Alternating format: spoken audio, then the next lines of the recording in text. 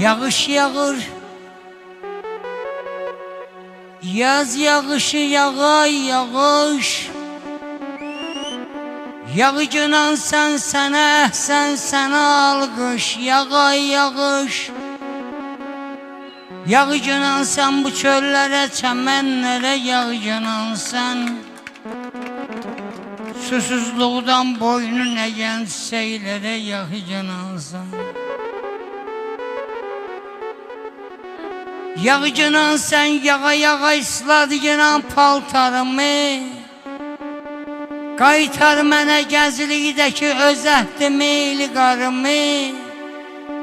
Elə yax ki qoyustansun əlimdəki qələm varaq. Yadımdadır nə cür yağdım, düz 30 il bundan qabaq.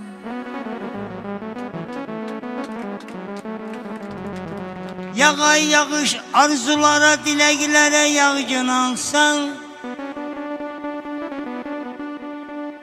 Məhəbbətdən alovlanan ürəklərə yağcınansan. Yağcınansan boynun əgən çiçəklərə yağcınansan. Yağay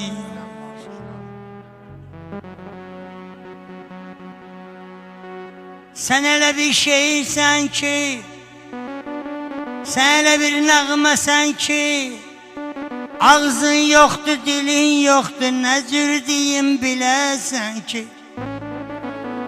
Sən yağanda yamaclara, düzənlərə can verirdin. Əkinlərdə sümbüllərin damarına qan verirdin.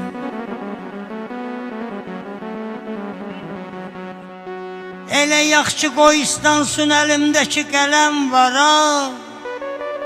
Yadımdadır nə cür yağdım, düz 30 il bundan qabaq. Elə gözəl yağmışdın ki, islanmışdı üz gözümüz. Oturmuşduq qal altında bir palıdın altında biz. Yağay yağış qurban olur, sərəcən yağcınansan. Dayanmadan qal altından şəhərəcən yağcınansan. Yağcınan ki giləzilə şöran düzlər çiçək açsın. Bu ölkədən, bu diyardan kədər qüssə uzaq qaçsın.